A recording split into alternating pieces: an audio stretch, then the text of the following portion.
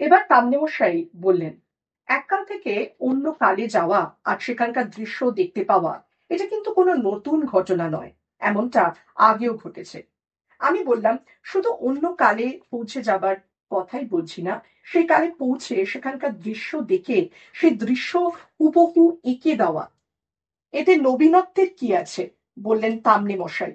অন্যের মনের মধ্যে প্রবেশ করে তার মনের কথা জেনে নেওয়া অবশ্যই বিস্ময়জনক, কিন্তু প্রত্যক্ষ ঘটনা যেটা, সেটাকে তো তুমি কোনোভাবেই অস্বীকার করতে পারো না।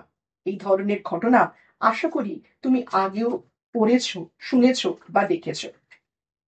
আগে না, বললাম আমি। উচ্চকোটির যোগীরা অন্যের মনের মধ্যে প্রবেশ করতে পারেন, এমন কথা আমি অবশ্য আগেও শুনেছি, যদিও প্রত্যক্ষ দেখিনি কখনো। কিন্তু অন্যের মনের মধ্যে আঁকা ছবি তার মনের মধ্যে ঢুকে দেখে সেই ছবি হুবহু এঁকে দেওয়া সম্ভব, এমন ঘটনা আমি কখনোই শুনিনি, স্বপ্নেও ভাবিনি। কিন্তু এরকম তো হয়, তামনি মশাই বললেন। আজও এরকম ঘটনা উদাহরণ পাওয়া যায়। তুমি নাসিকের ত্রয়ম্বকেশ্বরের গজানন মহারাজ গুপ্তের চরিত্র কি পড়েছ? হয়তো পড়নি। সেখানে বর্ণিত একটা ঘটনা তোমাকে শোনাচ্ছি, এর ফলে তোমার বিশ্বাস ফিরে আসবে। গজানন মহারাজের একজন একনিষ্ঠ ভক্ত ছিলেন, নাম তার ত্রয়ম্বক গায়কোয়াড়। তিনি ফটোগ্রাফার ছিলেন। একবার তার কাছে বোম্বে থেকে অম্বর ভারখারে নামে এক অডিটার এলেন। ত্রয়ম্বক গায়কোয়াড় একজন বিশিষ্ট চিত্রকারও ছিলেন। গুরু গজানন মহারাজের কাছ থেকে কিছু সিদ্ধিও তিনি পেয়েছিলেন। ওই অডিটার 1940 সালে নিজের মায়ের অন্তিম সংস্কারের জন্য প্রথম নাসিকে এসেছিলেন। দুর্ভাগ্যবশত তার কাছে তার মায়ের কোনো ছবি ছিল না। 8 বছর পরে তিনি নাসিকে এসে ত্রয়ম্বক গায়কোয়াড়ের কাছে বিচিত্র অনুরোধ জানালেন। তিনি বললেন, আমি বসে বসে একাগ্র চিত্তে আমার মায়ের ধ্যান করব। আপনিও ধ্যানের মাধ্যমে আমার মনের মধ্যে ঢুকে আমার ধ্যানে মায়ের যে মূর্তি আমি কল্পনা করছি সেইটা দেখে আমাকে একটা ছবি এঁকে দিন। গায়কোয়াড় অডিটরের এই আবেদন মেনে নিলেন। তারপর দুজনে একই সঙ্গে সামনাসামনি আসনে বসে ধ্যানমগ্ন হলেন। ধ্যান থেকে ওঠার পর গায়কোয়াড় ভারকারজির মায়ের ছবি এঁকে দিলেন সেখানে বসেই। অবাক করা কথা এটাই ছিল যে ছবিটা হুবহু খারেজির মায়েরই ছিল। এটা তো কামাল করা কথা, আমার মুখ থেকে বেরিয়ে গেল।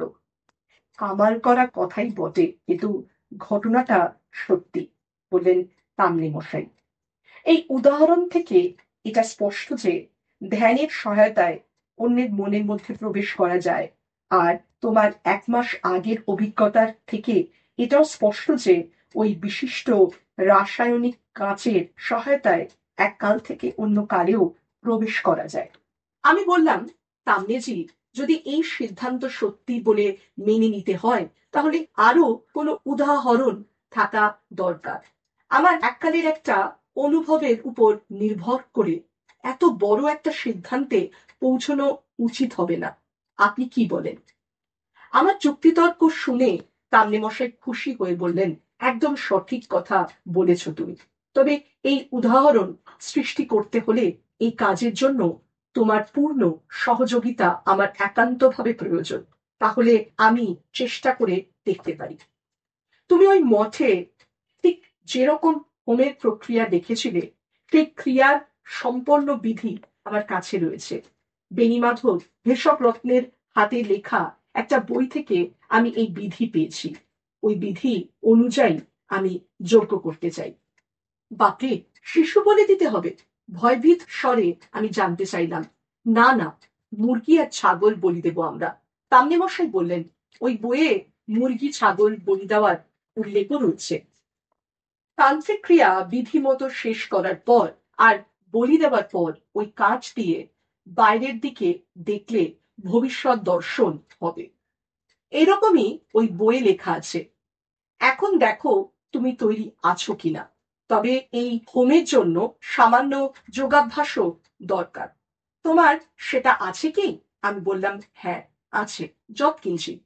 তামনি মশাই বললেন, হয়তো সেই কারণেই তুমি বাইরে থেকে ওই দৃশ্য দেখতে পেয়েছিলেন।